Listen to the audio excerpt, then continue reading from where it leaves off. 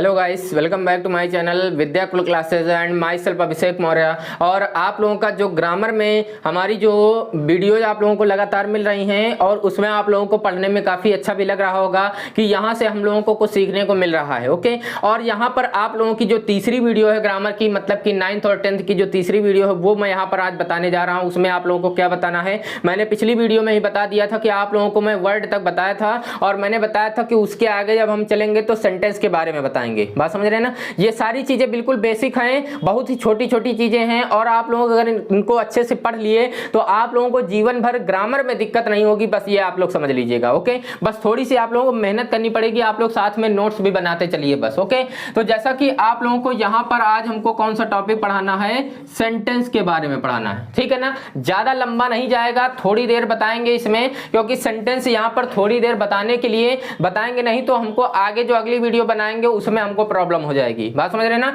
आप सेंटेंस को जानते होंगे सभी लोग कि हिंदी में वाक्य कहते हैं। बच्चा जानता होगा कि सेंटेंस को हिंदी में हम वाक्य कहते हैं। बात समझ रहे हैं ना। ठीक है, अब सेंटेंस को हिंदी में वाक्य कहते हैं और इसकी कोई डिफिनेशन भी होगी, परिभाषा भी होगी। बात समझ रहे हैं ना। तो इसकी डिफिनेशन आप लोगों को मन में तो बिल्कुल नहीं चल रही होगी। ठीक है, मतलब कि अब आती ही नहीं होगी तो मन में क्या चलेगी। मैं आप लोगों को चलिए बताता हूं। जैसा कि यहां पर इसकी जो डिफिनेशन होती है, आ ग्रुप ऑफ, याद कर लीजिएगा आज से। Okay, a group of words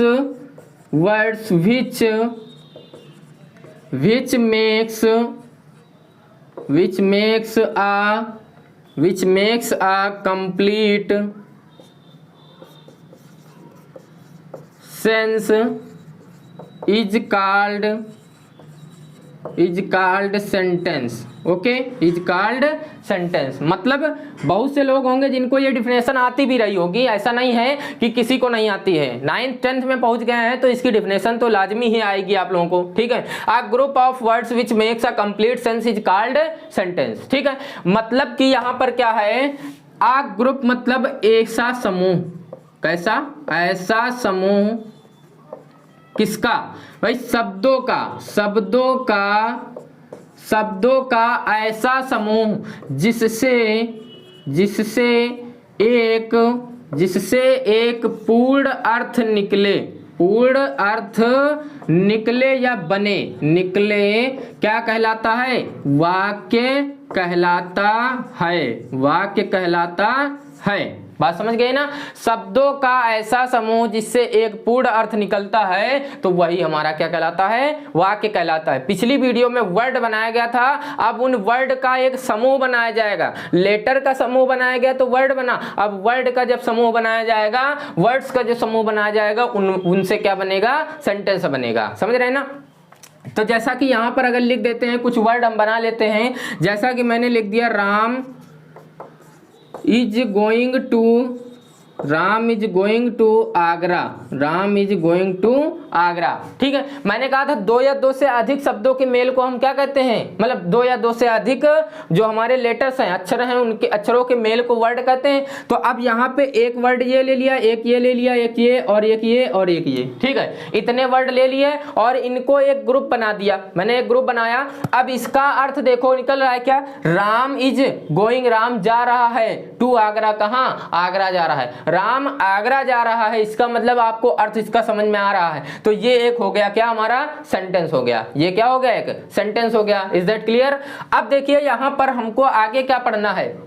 sentence में जब हम आगे बढ़ेंगे तो हमको कुछ चीजें पढ़नी है जो कि हमारी बेसिक चीजें हैं इसी सेंटेंस से रिलेटेड। मतलब कि सेंटेंस को अगर देखा जाए तो कैसे कैसे हम बांट सकते हैं। ठीक है ना। तो सेंटेंस को हम 3 प्रकार से बांट सकते हैं। कितने प्रकार से बांट सकते हैं? 3 प्रकार से बांट सकते हैं। ठीक है ना, देख लीजिएगा एकदम अच्छे से। सेंटेंस के इसमें टाइप्स 1 होते हैं। ठीक है ना, क्या होता है? टाइप्स 1 होता है और दूसरा इसका होता है टाइप्स 2। दूसरा क्या होता है? टाइप्स 2। ओके, टाइप्स 1 होता है और दूसरा क्या होता है? टाइप्स 2। इसके बाद तीसरा होता है इसका पार्ट। क्या होते हैं? इसके पार्ट होते हैं। बात समझ रहे ना। अब देखिएगा यहाँ पर इसके टाइप्स 1 हमारे होते हैं 5 प्रकार के। कितने प्रकार के होते हैं? 5 प्रकार के। और टाइप्स 2 होते हैं 3 प्रकार के। पार्ट होते हैं 2 प्रकार के इसके। बात समझ गए कि नहीं समझ गए? इस टेबल में, पूरी टेबल में इसका हम पूरा सब इसका जैसा कि आप लोगों को बता देते हैं, इनके 5 प्रकार होते हैं। तो पहला इसका होता है हमारा असर्टिव सेंटेंस। पहला क्या होता है? पहला होता है असर्टिव सेंटेंस। बात समझ रहे ना? दूसरा होता है इसका इंट्रोगेटिव सेंटेंस। दूसरा क्या होता है? Interrogative sentence. तीसरा होता है इसका इंपरेटिव सेंटेंस। क्या होता है? Imperative sentence. चौथा होता है इसका ऑप्टेटिव सेंटेंस। ओके। पांचवा होता है इसका एक्सक्लेमेटरी सेंटेंस। Exclamatory sentence. बात समझ रहे हैं ना? तो ये हो गए इसके 5 प्रकार किसके? सेंटेंस के। Assertive sentence, interrogative sentence, optative, imperative sentence, optative sentence, exclamatory sentence. ठीक है। अब यहाँ पे इसके टाइप 2 हमारे 3 होते हैं। तो पहला होता है इसका सिंपल सेंटेंस। पहला क्या होता है? Simple sentence. दूसरा होता है इसका कॉम्प्लेक्स सेंटेंस। बात समझ रहे हैं ना?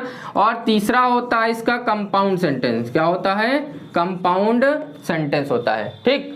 अब इसके पार्ट 2 होते हैं। तो पहला पार्ट होता है इसका सब्जेक्ट। पहला क्या होता है? सब्जेक्ट। और दूसरा होता है इसका ऑब्जेक्ट। क्लियर हो गया? ठीक है। अब देखिए यहाँ पे असर्टिव सेंटेंस को हम हिंदी में कहते हैं साधारण वाक्य। क्या कहते हैं? साधारण वाक्य। इंट्रोगेटिव को कहते हैं प्रश्नवाचक वाक्य। क्या कहते हैं? प्रश्नवाचक वाक्य। इंपरेटिव को कहते हैं आज्ञा सूचक वाक्य। क्या कहते हैं? आज्ञा सूचक वाक्य कहते हैं। ऑप्टेटिव को कहते हैं इच्छा सूचक वाक्य। क्या कहते हैं? इच्छा सूचक। एक्सक्लेमेटरी को कहते हैं विस्मय सूचक। विस्मय सूचक वाक्य। बात समझ गए कि नहीं समझ गए? ठीक है। यहां तक आप लोगों को समझ में आ गया होगा एकदम अच्छे से। सिंपल सेंटेंस को कहते हैं हम सरल वाक्य। क्या कहते हैं? सरल वाक्य। कॉम्प्लेक्स को कहते हैं मिश्रित वाक्य। क्या कहते हैं? मिश्रित वाक्य। कंपाउंड सेंटेंस को कहते हैं हम संयुक्त वाक्य। क्या कहते हैं? संयुक्त वाक्य। ओके। अब देखिए सब्जेक्ट को हम हिंदी में कहते हैं कर्ता। क्या कहते हैं? कर्ता या उद्देश्य या इसको काम करने वाला कहते हैं। बात समझ गए ना? ऑब्जेक्ट को एक मिनट देखिएगा, यहाँ पे ऑब्जेक्ट नहीं होगा, सॉरी गलती हो गई। यहाँ पे होगा प्रीडिकेट। क्या होगा? प्रीडिकेट। कोई बात नहीं, थोड़ा सा गलती हो जाती है ना? ठीक है। तो प्रीडिकेट को क्या कहते हैं हम? प्रीडिकेट को हम कहते हैं विधेय। ओके, विधेय कहते हैं।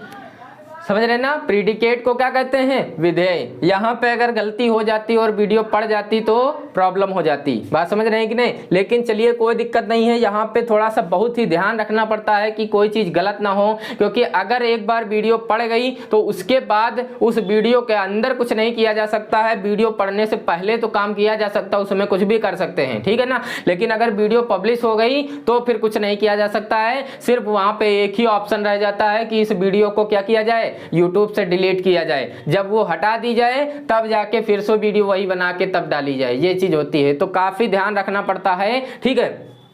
अब जैसा कि आप लोगों को यहाँ पर इतनी चीजें समझ में आ गई होंगी, सेंटेंस को जितना भी मैंने बता दिया है। अब यहाँ से ये जितनी भी चीजें आप लोगों के सामने लिखी हैं, इनको एक एक करके आप लोगों को डिटेल में पढ़ना है। बात समझ रहे हैं ना? लेकिन इसको डिटेल में पढ़ाने से पहले कुछ हमारे पास छोटी छोटी चीजें हैं जिनका काम हमको इसमें लगेगा, आगे तक लगेगा। तो वो चीजें आप लोगों को पहले बढ़ानी पड़ेंगी, तब जाके आप लोगों का ये सेंटेंस वाला जो सिस्टम है ये शुरू होगा। बात समझ रहे हैं ना? तो चलिए यहाँ पर इस वीडियो में बस इतना ही। और हमारी वीडियो जो आप लोगों को ये इतनी देर से पढ़ रहे हैं, अगर पसंद आई है तो लाइक कर दीजिएगा प्लीज।